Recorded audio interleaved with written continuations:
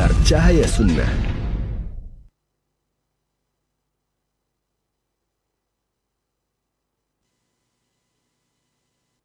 Assalamualaikum warahmatullahi wabarakatuh.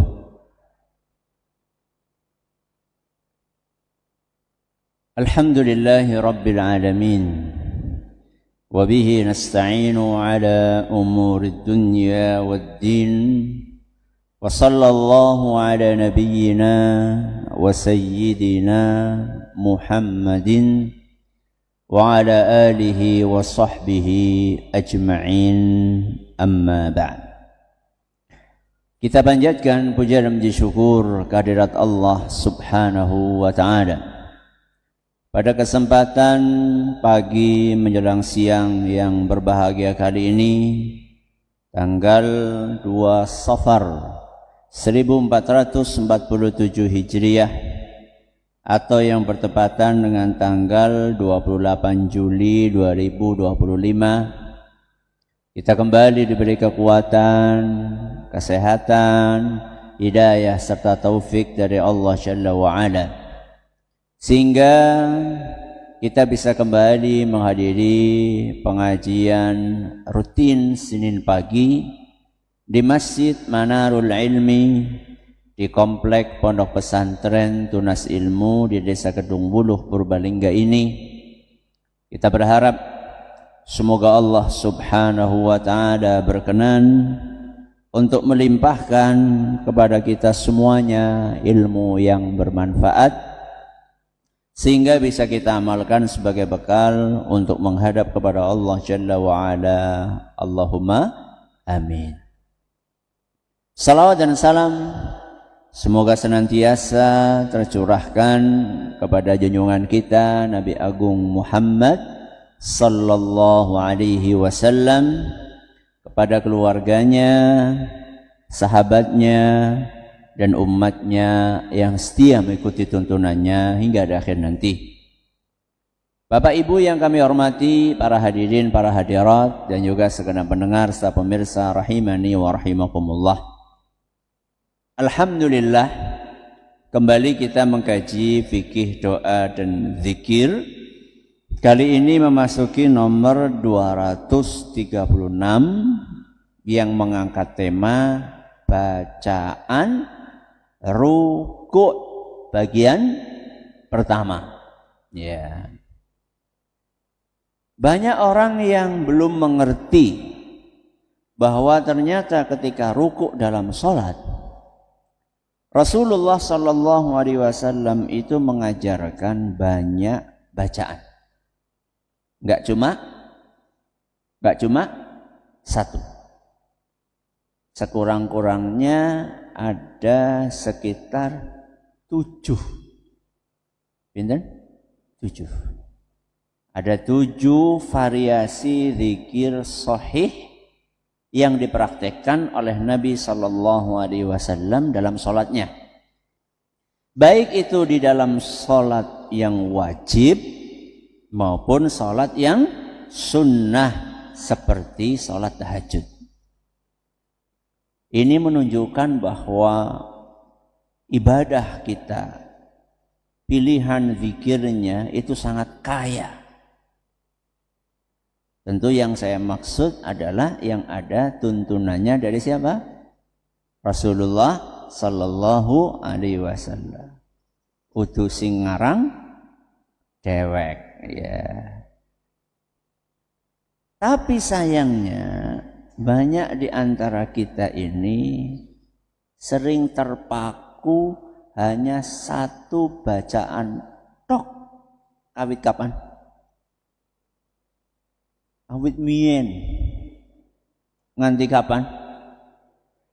Nganti seprene. Dari dulu sampai sekarang. Setia nggih? Setia napa mboten niku? Kados jenengan awit mien nek salat niku suratane napa? Kulhu, falak, nas. Sangat setia nggih. Saya napa mboten niku?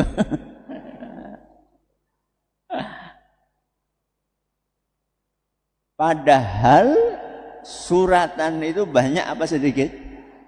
Banyak. Ya. Rasulullah SAW, Bapak Ibu, itu mengajarkan kepada kita keragaman. Beragam bukan seragam. Beragam berarti bermacam, bukan seragam. Seragam itu satu macam. Ya.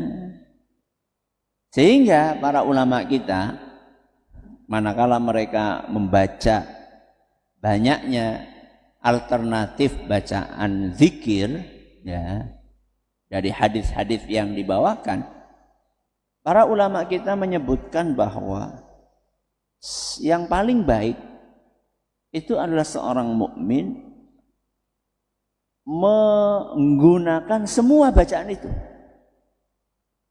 alias tidak mencukupkan diri dengan satu. Seperti jenengan sholat tadi baca suratan, bagusnya itu jangan cuma 3 surat tok, ya, cuma qul hu falaq. Sebaiknya itu diragamkan. Ya, kadang qul hu, kadang falaq, kadang nas, kadang qul hu maning. Kadang al-qari'ah, kadang apa? Az-zalzalah, kadang ara'aita, kadang alam nasyrah, ya. Napa malih, Bu? Kadang tabbat yada.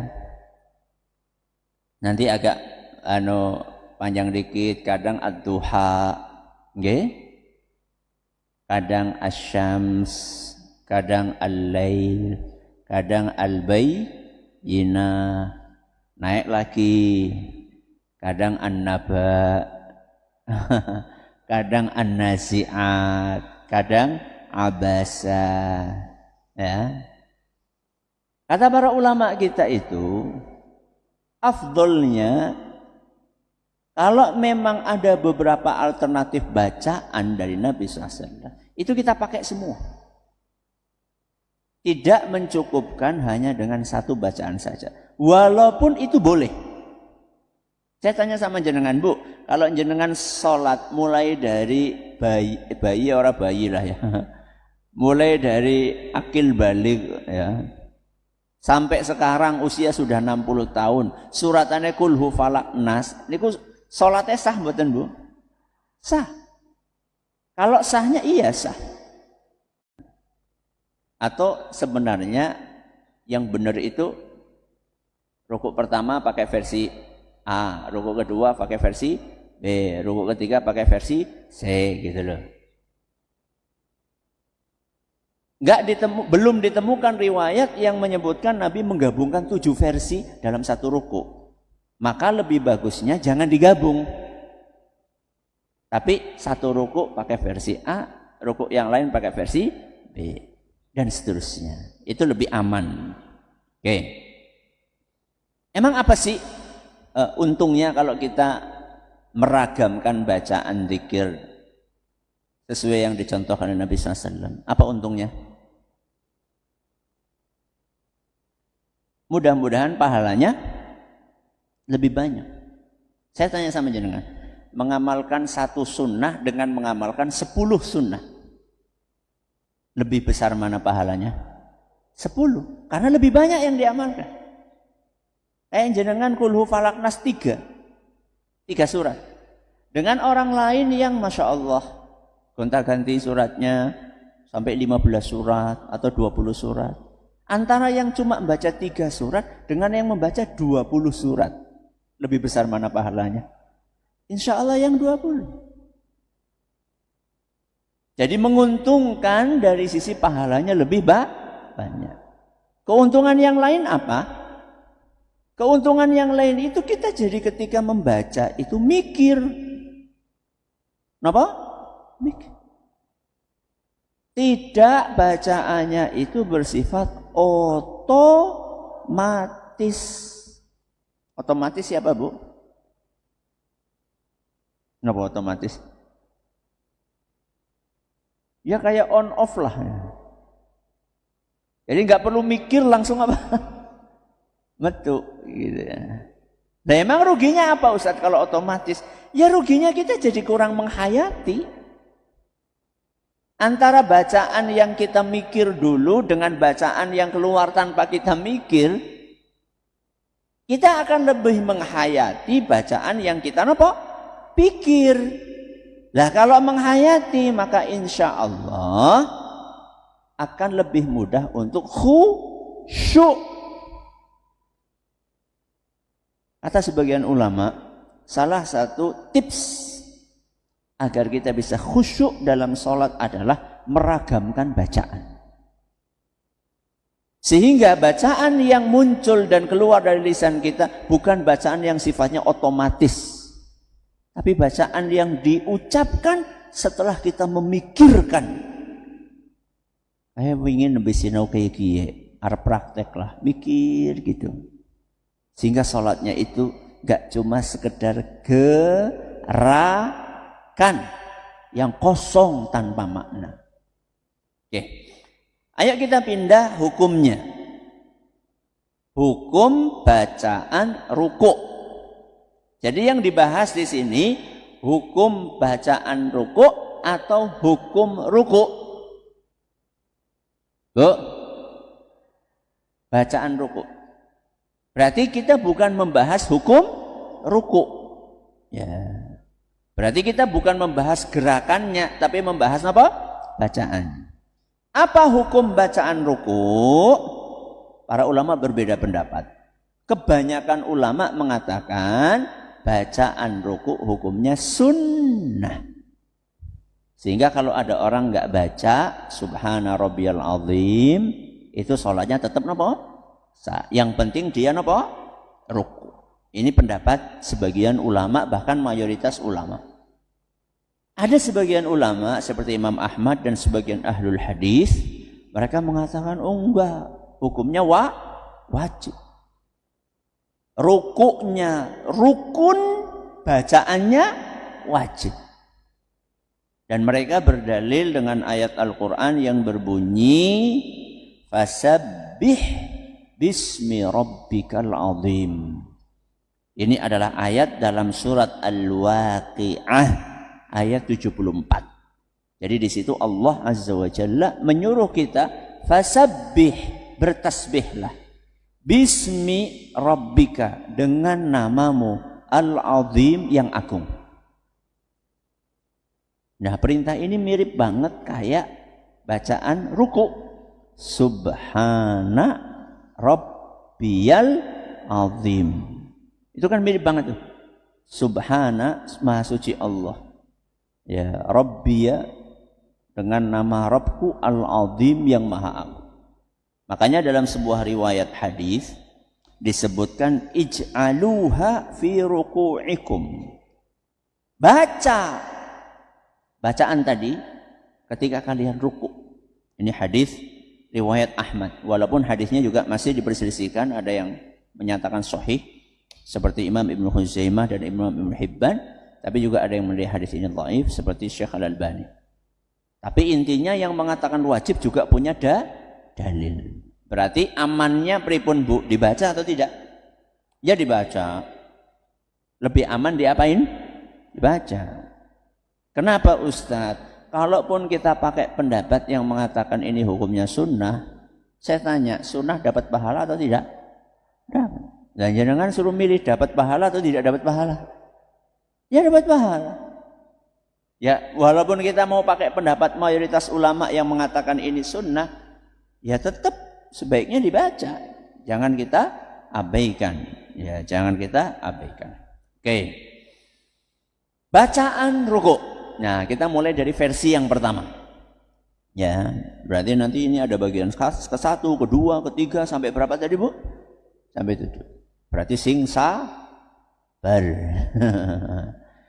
Bacaan yang pertama, bacaan yang paling masyhur dan rata-rata kita memakainya, yaitu Subhana rabbiyal azim.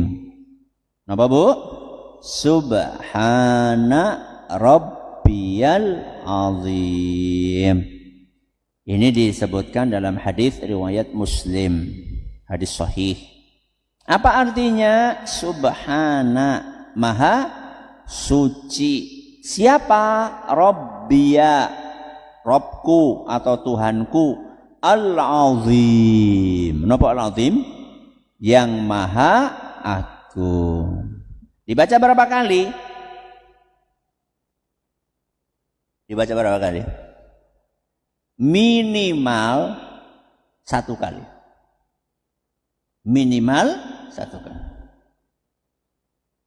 Lebih sempurna kalau 3 kali.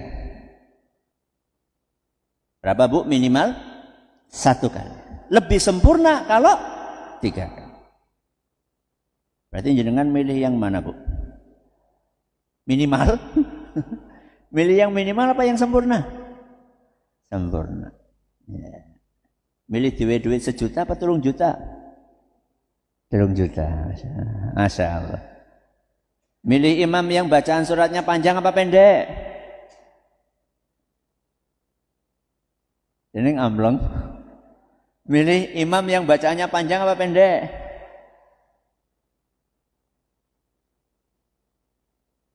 Ya, jane sih karepe sing pendek Ustaz. Berarti minimal berapa? Sekali. Kalau 3 kali maka lebih nopo? Sempurna. Dan subhanallah Bapak Ibu yang kami hormati, kita dari sini bisa memahami betapa sempurnanya ajaran Islam. Betapa nopo? Sempurnanya ajaran Islam. Jadi kita itu dalam hidup itu kan mengalami banyak kondisi. Bukan cuma 1 kondisi. Ada saatnya kita ini tergesa-gesa. Ada saatnya kita ini gak ada kegiatan yang mendesak. Ya, saya kasih contoh. Tergesa-gesa. Misal, kita mau naik kereta. Mau naik apa?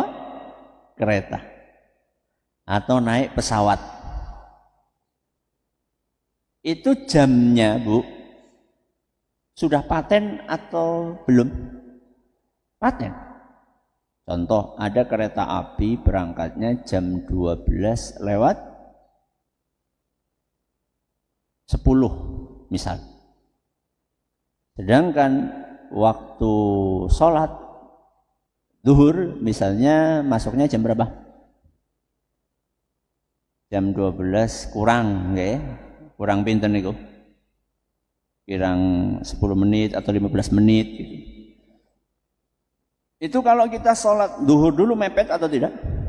Mepet. Tapi mau nggak mau kita harus sholat dulu. Kenapa? Karena khawatirnya sampai ke tujuan itu waktu sholatnya sudah nopo? Sudah habis. Wah, kepriwe ya? Nek sholat mbok ketinggalan kereta. Dan kalau ketinggalan kereta repot napa mboten? Repot, tiket hangus. Apalagi kalau sampai ketinggalan pesawat. Itu lebih repot lagi. Karena tiket pesawat lebih mahal. Saya pernah itu, sekeluarga lagi. Saya, istri, anak. Kan mikirnya, aduh, kita 3 kali lipat ki. Ya sudah selesai, hangus-hangus. Ya.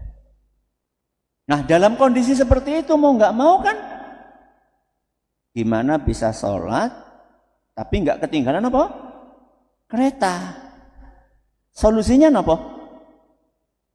Ya sholatnya dibikin ringkes. Nah, cara ngeringkesnya itu bagaimana Ustaz? Cara ngeringkesnya bagi yang safar 4 rakaat bisa dibikin 2. Nggih. Kalau 3 1,5. Ya ora nono. 4 jadi berapa? 2. Masih bisa nggak diringkes lagi? Masih. Ini contohnya. Bacaan rukuknya dibaca apa? 1 kali. Nanti bacaan sujudnya juga sama. Dibaca pinten? 1 kali. Suratannya juga nyari yang pendek. Lah gue pas bukulhu. Ora saben dina kulhu. Sehingga sholat yang biasanya 5 menit atau 10 menit dengan bacaan minimalis tadi bisa jadi berapa? Mungkin 4 menit, mungkin 3 menit. Dan itu berharga sekali, 1 menit, 2 menit itu berharga. Karena biasanya kereta berhenti di stasiun cuma berapa? Cuma 2 menit, 3 menit. Bahkan kadang-kadang ya segitulah kira-kira. Pol-polnya ya 4 menit, 5 menit gitu. Jadi kalau cuma kita bisa nambahi 1 menit itu sudah luar biasa. Bisa menyeving waktu 1 menit, nggak ketinggalan kereta. Jadi Islam itu luar biasa. Bahkan dalam kondisi-kondisi mendesak pun kita mendapatkan banyak keringanan. Jadi jangan mengatakan, oh, wong ruku kok maca kur sepisan tok. Mungkin jenengan belum pernah mengalami kondisi-kondisi kayak tadi. Yeah. Jadi minimal berapa? 1. Istimewa berapa? 3. Ustaz, kalau lebih dari itu boleh enggak? Boleh. Boleh. Apalagi kalau lagi sholat sendiri. Lagi sholat apa? Sendiri. Kalau lagi jadi imam, sebaiknya jangan.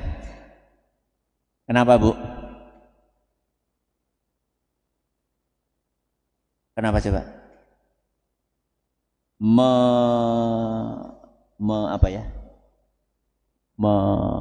Memahami atau apa? Kondisi makmum, mentolerir. Mentolerir kondisi siapa? Makmum. Karena makmumnya sangat beragam. Ada yang gendong bayi, ada yang apa lagi, Bu? Buru-buru, ya. Ada yang mungkin sudah tua, ada yang lagi boyoke lara, ya. Nah, itu imam harus memperhatikan kondisi siapa? Makmum. Apa dalilnya bahwa bacaan subhana rabbiyal azim ini boleh dibaca lebih dari 3 kali, terutama ketika lagi sholat sendirian? Dalilnya adalah Rasulullah sallallahu alaihi wasallam pernah ruku lama sekali, dan lama rukuknya mirip seperti lama berdirinya. Tahu jenengan Rasulullah SAW pernah tahajud suratane nopo? Surat apa?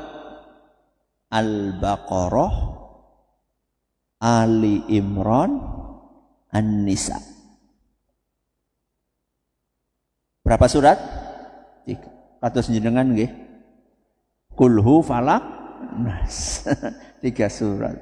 Waduh banget. Al-Baqarah itu berapa juz? 2,5 juz. Pinten, Bu? 2,5 juz. Al-Baqarah, Ali Imran, An-Nisa.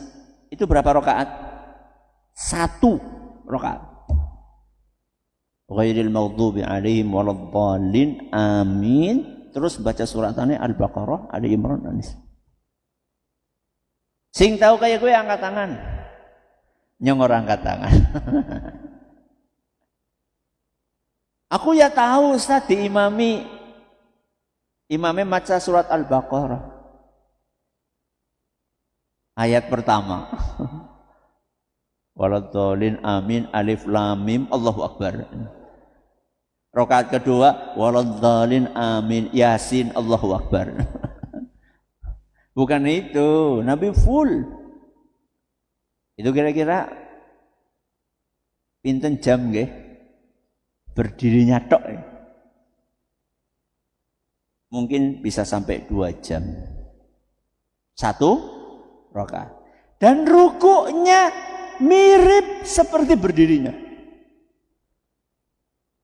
Berarti berdirinya 2 jam, rukuk 2 jam. Dan sujudnya mirip seperti rukuknya. Itu salat tahajud Kanjeng Nabi Muhammad sallallahu alaihi wasallam. Padahal beliau sudah dijamin surga. Sudah diampuni semua dosa. Nek kalau kali jenengan, mana jaminannya? Dosa banyak, surga belum tentu masuk. Ya. Jadi Rasulullah SAW itu pernah ruku panjang banget. Nah kalau ruku panjang banget kayak gitu, masa bacaannya cuma 3 kali? Kan tidak mungkin. Berarti kan diulang-ulang subhanarabbil azim, subhanarabbil azim, subhanarabbil azim, subhanarabbil azim. Mungkin bisa sampai ratusan atau mungkin bahkan ribuan, enggak tahu. Nah, berarti boleh lebih dari 3 atau tidak, Bu? Boleh. Terutama kapan? Kalau sholat sendirian. Dah. Mari kita bahas kandungan dari bacaan subhana rabbiyal azim. Perlu difahami Bapak Ibu yang kami hormati bahwa kalimat ini itu maknanya sangat dalam sekali. Kami pernah membahas dalam sebuah kajian judulnya makna tasbih. Kenapa? Makna tasbih. Ini udah sekian tahun yang lalu, ya, masih di tema fikih doa dan zikir. Jadi ketika kita mengucapkan subhana, artinya apa, Bu? Maha suci. Itu artinya kita sedang menyatakan bahwa Allah itu maha suci dari segala bentuk kekurangan. Berarti kalau Allah enggak punya kekurangan, maka Allah itu maha sempurna. Maha apa, Bu? Sempurna. Jadi Allah itu enggak punya kekurangan, enggak punya cacat, enggak punya aib sedikit pun. Sehingga kalau ada perasaan di dalam hati kita, muncul perasaan di dalam hati, prasangka buruk tentang Allah, maka kita harus cepat-cepat membuang pikiran-pikiran buruk itu tentang Allah. Saya kasih contoh. Pernah nggak jenengan berdoa minta sesuatu sama Allah belum dikabulkan? Bu, sering. Apakah saya itu muncul perasaan yang tidak baik kepada Allah? Hah? Boten? Masya Allah. Ada orang yang muncul perasaan itu dalam hati. Sudah minta lama nggak dikabulkan, macam-macam lah permintaannya. Ada yang mungkin minta keturunan, belum dikabulkan. Ada yang mungkin minta rumah, belum dikabulkan. Ada yang mungkin minta kesembuhan karena sakit, nggih, belum dikabulkan. Muncul perasaan, kok tega ya? Kok tega ya? Apa Allah sudah nggak peduli? Nah, itu perasaan-perasaan dan prasangka buruk seperti itu harus cepat-cepat dinopo, Bu, buang. Kenapa? Karena Allah Maha Suci, tidak punya kekurangan dan celah sedikit pun. Apalagi sampai berprasangka bahwa Allah ini zalim. Wah, jangan sampai itu. Walaupun musibah yang menimpa itu sangat berat. Misal nih ya, ada suami istri lama nunggu anak. Setelah 20 tahun baru napa? Dapat anak. Sayang mboten? Sayang mboten? Sayang. Sangat sayang. Subhanallah, anak sematawayang ini ternyata lagi lucu-lucunya pripun? Dipundhut sama Allah. Padahal anak sematawayang. Lalu dia nengok tetangga sampingnya. Anaknya pinten? 10. Sehat walafiat. 10-10-nya. Dan tidak ada yang meninggal mendadak seperti yang dia alami. Itu pergolakan di dalam hati itu sangat apa? Sangat berat. Jangan sampai muncul, kok tega ya, kok enggak adil ya, kok zalim ya. Masa aku yang anaknya cuma 1 dipundhut, lah kayak anaknya pira? 10 urip kabeh.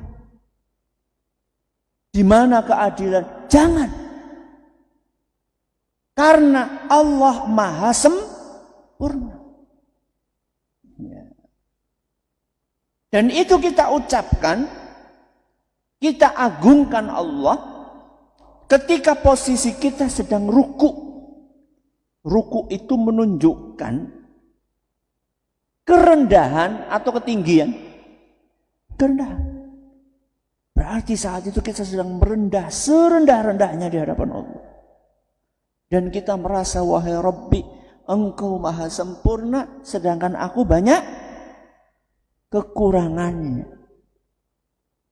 Wahai Rabbi, Engkau Maha Agung, Subhana Rabbiyal Azim, sedangkan aku adalah hamba yang rendah, yang kecil. Wah, kalau kita seperti itu, Masya Allah, ruku itu ada nikmatnya, bahkan sangat nikmat sekali. Itu yang menyebabkan salah satunya kenapa Rasulullah SAW rukuknya bisa lama sekali. Karena beliau menikmati. Sedangkan kita imame rukuke dawa titik. Wis gue apa? Grundel gue. Malah ndian ana sing ngelongok, imamnya si anak ora sih?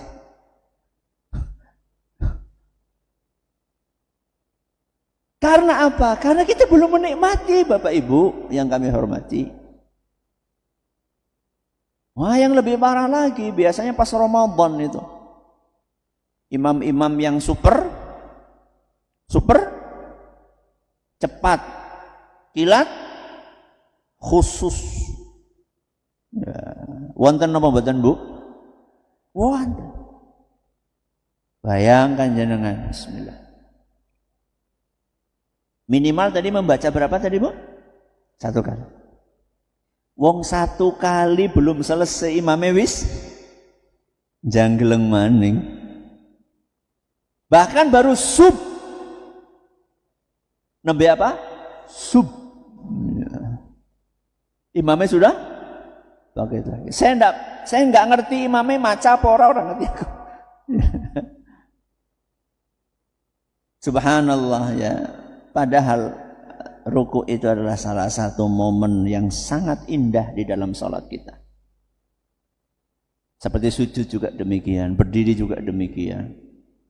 Jadi ayo kita tingkatkan kualitas salat kita. Jadi jangan cuma gerakan-gerakan tok, jangan cuma bacaan-bacaan tok, tapi sambil diresapi makna yang terkandung di dalam bacaan dan gerakan tersebut. Ini yang bisa kita pelajari pada kesempatan kali ini. Masih ada sisa waktu. Kalau ada yang mau nanya silakan. Baik Ustaz, jazakumullah khairan atas materi yang disampaikan. Kami bacakan pertanyaan pertama. Ada 2 pertanyaan ini Ustaz. Ustaz, pada buku tuntunan sholat, gambar tangan saat ruku, jari-jari tangan menghadap ke bawah menutup lutut. Tetapi ketika saya praktekkan agak sulit karena jadinya punggung tidak rata. Karena jadi punggungnya jadi nggak rata. Ketika ruku punggungnya nggak rata Ustaz. Ketika megang seperti ini.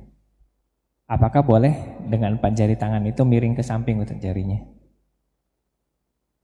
Oh ya, jarinya maksudnya.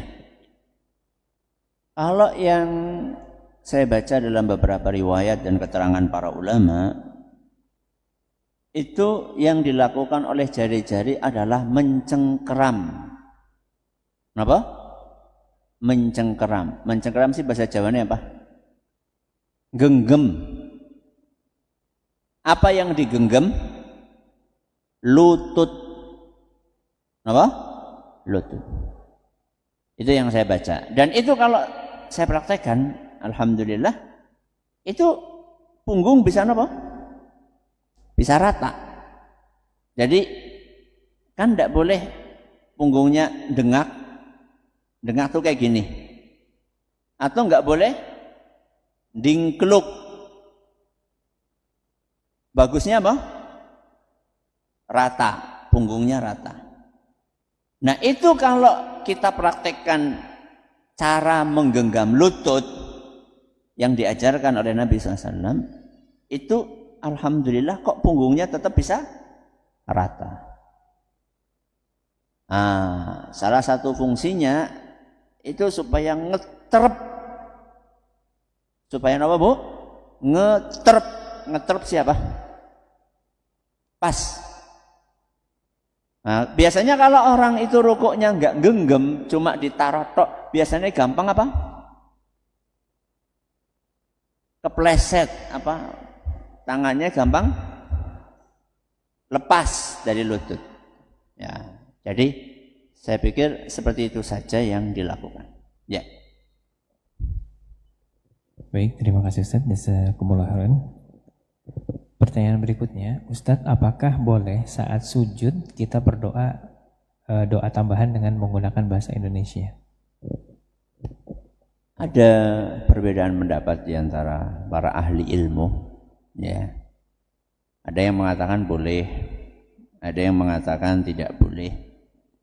Ya, menambahkan doa dengan bahasa selain Arab di dalam sholat. Ya. Dari 2 pendapat itu, saya cenderung kepada pendapat yang menurut saya lebih aman, yaitu jangan. Kenapa?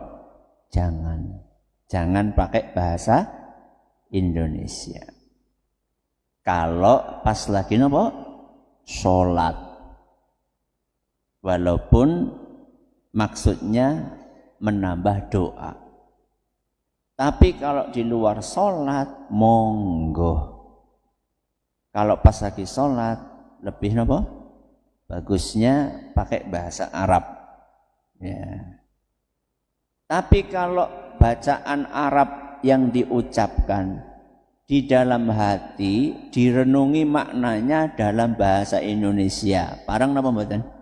Parang. Yang masalah kan kalau diucapkan bahasa Indonesia. Ya. Ustaz, aku ora ngerti ki, aku karepe ndonga kaya kiye, bahasa Arab apa? Ya takon. Nanya. Saya enggak tahu, saya pengennya permintaan A. Tapi saya enggak ngerti redaksi Arabnya seperti apa. Nanya sama ahli ilmu. Ya.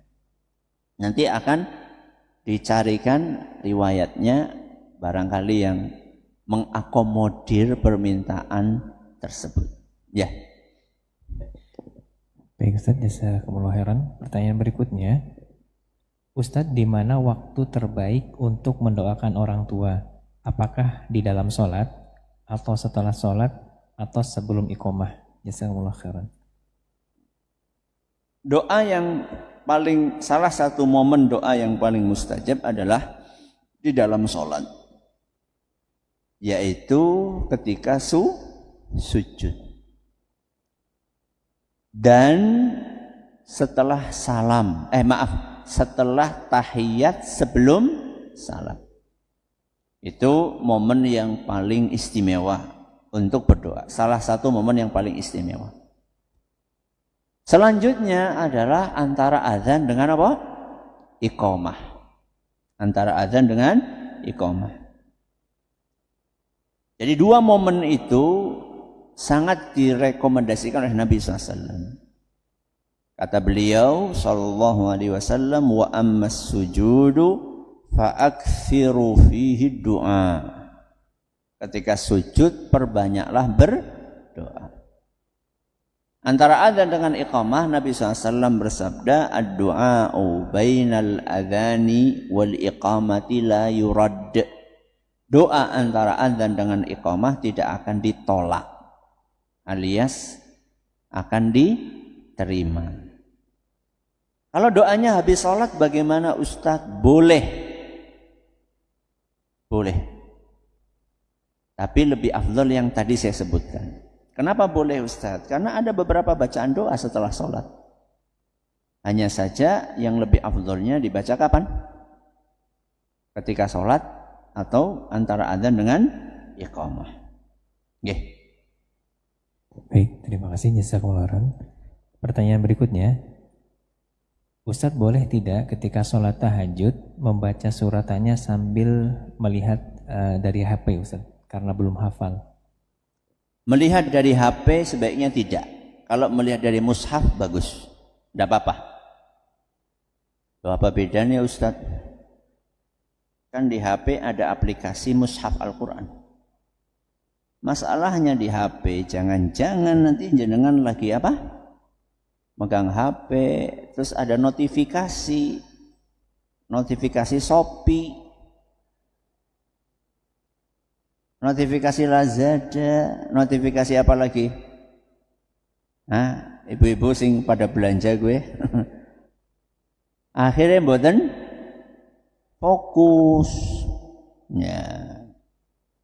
Ada WA masuk, ya. Sehingga nanti jadi nggak fokus. Mendingan pakai apa? Mushaf Al-Quran. Nggih. Jazakumullah khairan Ustaz. Pertanyaan berikutnya, Ustadz, bacaan surat apa yang terbaik ketika menunaikan sholat subuh? Terima kasih. Sholat subuh itu suratan yang bagus adalah suratan yang panjang-panjang. Suratan yang apa? Panjang-panjang. Itu yang bagus. Afdolnya seperti itu. Ya kira-kira kalau di kampung ya panjang itu ya an-naba itu sedawa gitu. Ya. Ustaz, saya kalau ngimami pakai an-naba Ustaz, makmumnya orang mangkat mau masjid maning. Akhirnya jadi pada enggak nopo salat berjamaah pripun Ustaz. Ya berarti ada kondisi spesial. Wah kalau kayak gitu akibatnya ya jenengan ngalahi. Sebagai imam demi untuk mempertahankan makmum supaya tetap ke masjid, itu maslahat besar itu. Maka jenengan ngalahi. Ya pilih yang sedang lah ya, jangan terlalu nopo panjang. Ya jangan terlalu pendek. Masa subuhan kulhu kayak eman-eman temen gitu. Kenapa? Karena subuhan berangkat ke masjid itu butuh perjuangan apa mboten? Effortnya itu gede gitu loh. Wis effortnya gede kulhu. Kur ya dalam tanda kutip ya. Ternyata cuma kulhu kan yo Masya Allah nggak sebanding dengan apa? Pengorbanannya gitu loh. Ya paling tidak baca yang pertengahan lah ya. Nanti kalau sudah terbiasa, makmumnya baru tambahi lagi. Saya pikir gitu ya. Semoga apa yang kita pelajari bermanfaat bagi kita semuanya. Terima kasih atas perhatiannya. Mohon atas segala kurangannya. Kita akhiri dengan doa kafaratul majlis. Subhanakallahumma bihamdika asyhadu an la ilaha illa anta astaghfiruka wa atubu ilaik. Assalamualaikum warahmatullahi wabarakatuh.